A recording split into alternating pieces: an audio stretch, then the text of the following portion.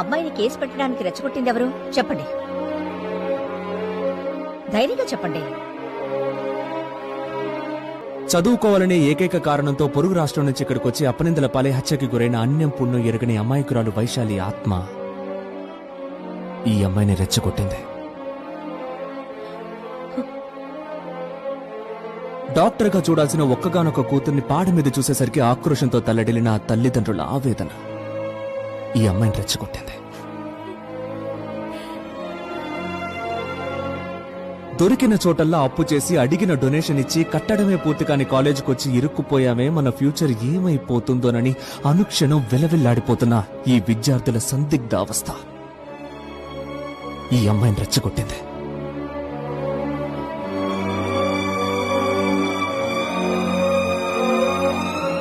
Objection your honour. అనవసరమైన విషయాలు మాట్లాడి ఈయన కేసును తప్పుదోవ పట్టిస్తున్నారు. ఆయన చెప్పేది నిజమే. ఈ కేసుని సరైన దారిలో పెట్టడానికి నేను ప్రయత్నిస్తున్నాను. మీరు కంటిన్యూ చేయొచ్చు. తమిళనాడులో ఉన్న ఒక స్కూల్లో సడన్ గా అగ్ని ప్రమాదం సంభవించింది. తప్పించుకునే దారి లేక అక్కడున్న 94 మంది పిల్లలు మంటల్లో చిక్కుకుని ఆహుతైపోయారు. ఆ తర్వాత దేశంలో ఉన్న అన్ని స్కూళ్లలోనూ ఎమర్జెన్సీ ఎగ్జిట్లున్నాయా, కట్టడం స్ట్రాంగ్ గా ఉందని సంబంధిత అధికారులొచ్చి తనిఖీలు మొదలుపెట్టారు. హైదరాబాద్ పక్కనున్న ఒక ఊళ్ళో ఒక ఆవిడ తన 5 ఏళ్ల పిల్లాన్ని స్కూల్ బస్సులో ఎక్కించి వెళ్లిన 5 నిమిషాల్లో ఆ బస్సులో ఉన్న కంత ద్వారా ఆ పిల్లాడు కింద పడి చక్రాల్లో చిక్కుకొని దారుణంగా చనిపోయాడు. ఆ తర్వాత దేశం నలుమూలలో ఉన్న స్కూళ్లకు సంబంధించిన వ్యానుల్లో, బస్సుల్లో మెట్లు సరిగా ఉన్నాయా, వ్యానుల్లో బ్రేకులు సరిగా పనిచేస్తున్నాయా లేదా అని సంబంధిత అధికారులు వచ్చి తనిఖీలు మొదలెట్టారు. మొన్న మధ్యన మన రాష్ట్రంలో జరిగింది ఈ సంఘటన. ఒక కాలేజీలో ఎటువంటి ప్రాథమిక వసతులు లేవు, ఏమని అడిగితే బెదిరిస్తున్నారు. సంబంధించిన మినిస్ట్రీకి ఎన్నిసార్లు కంప్లైంట్ చేసినా ఎటువంటి ప్రయోజనం లేకపోయింది. తమ చావుతోనైనా మిగిలిన 250 మందికి న్యాయం జరుగుతుందని ఒక లెటర్ రాసిపెట్టి 3 అమ్మాయిలు బావిలో దూకి ఆత్మహత్య చేసుకున్నారు. ఆ తర్వాత తనిఖీలు నిర్వహించి యాక్షన్ తీసుకుని మిగిలిన స్టూడెంట్స్ ని వేరే కాలేజీలకి మార్చారు.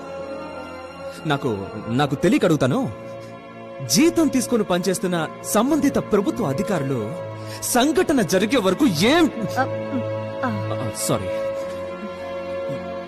పనిచేస్తున్నారు? Objection your honour. దానికి ఈ కేసుకి సంబంధం ఏముంది? ఉందయ్యా, ఉంది, సంబంధం ఉంది. అటువంటి సంఘటన ఇప్పుడు ఈ ఊళ్ళో జరిగింది. ఎటువంటి ప్రాథమిక వసతులు లేని తన కాలేజీని కాపాడుకోవడం కోసం ఒక అమాయకురాల్ని బలి చేశారు.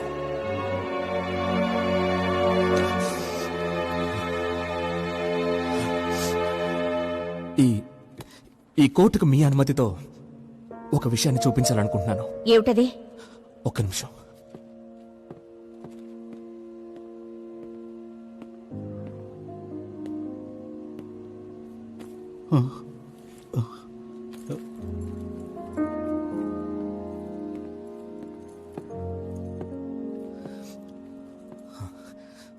ఈ సంచిలోనే వాళ్ళు డబ్బు తీసుకొచ్చి కట్టి వాళ్ళ అమ్మాయిని ఆయన మెడికల్ కాలేజీలో చేర్చి వెళ్లారు.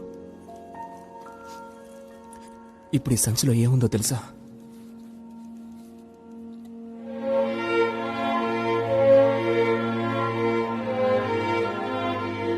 చనిపోయిన వాళ్ళ అమ్మాయి బూడిద.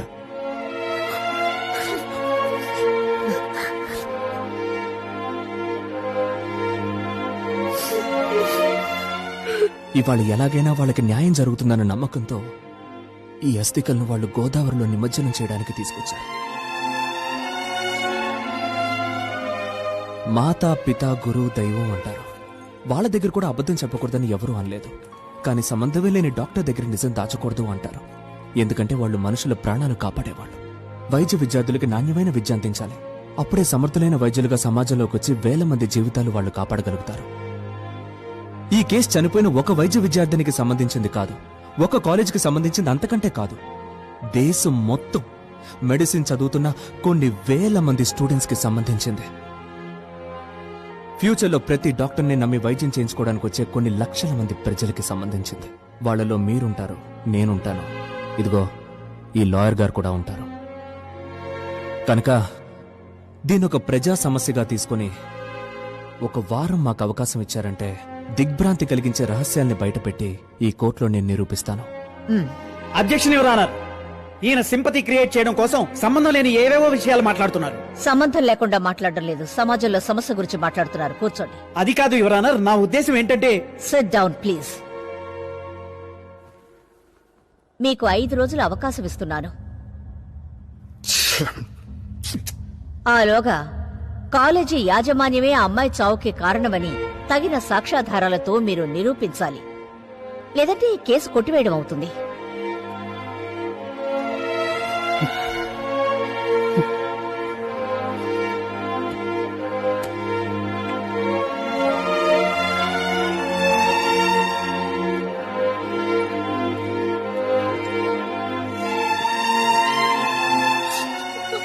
ఇదే మా ఊరు కాదు.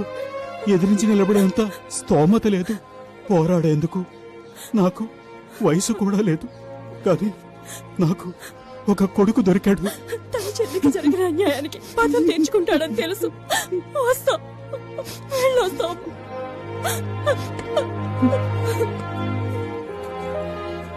చూడండి, మీరు వాళ్ళతో వెళ్ళండి, నేను బండి తీసుకొని వస్తాను. మరి నువ్వు చెప్తున్నానుగా, వెళ్ళండి.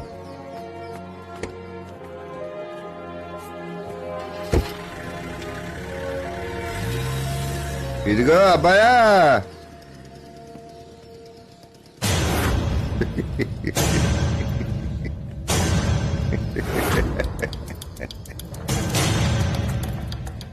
ఆఫ్టర్ ఆల్ ఒక కలెక్షన్ ఏజెంట్వి, నీకెందుకురా ఈ పని? ఇది కూడా నా పనే. కలెక్ట్ చేయడానికే వచ్చాను. నీ కాలేజీలో చదువుతున్న ఒక్కొక్క స్టూడెంట్ ఫ్యూచర్ ని పువ్వుల్లో పెట్టి వాళ్ళకి తిరిగి అప్పగించడానికి వచ్చిన కలెక్షన్ ఏజెంట్లరా. ఇందుకు నేను ఎక్స్పెక్ట్ చేసే కమిషన్ నువ్వు అనుభవించబోయే శిక్ష. అంతవరకు నువ్వు బతికుండాలి కదరా. 5 రోజులు టైం అడుగుతున్నావు, ఇంకో 5 నిమిషాలు ఈ ఊరి హీట్ ఏంటో నువ్వు తెలుసుకుంటావురా.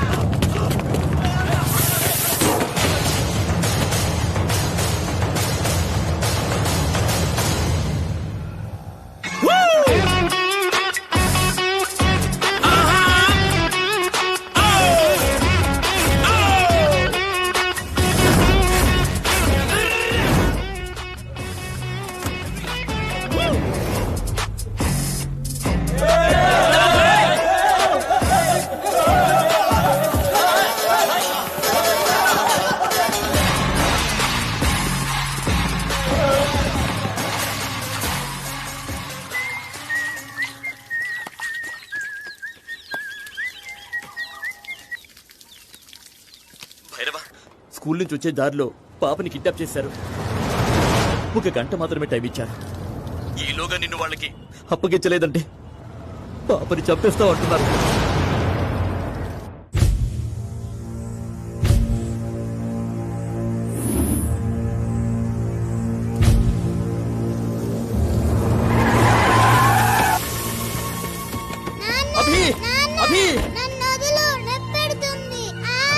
పాప నేను చేయకు, నీకు కావాల్సింది నేనేగా.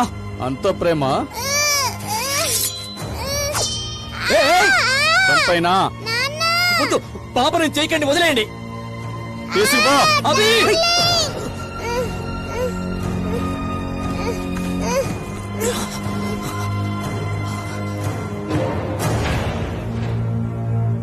హే!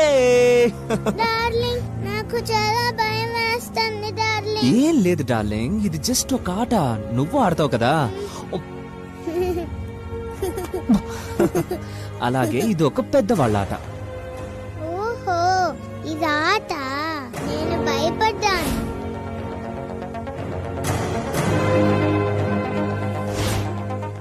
సరే, నువ్వు ఒక పని చేయాలి. నువ్వు డాడీతో ఇంటికి వెళ్ళు, నేను వెళుతూ ఆడుకొని వస్తాను. ఉం? ఓకే. అది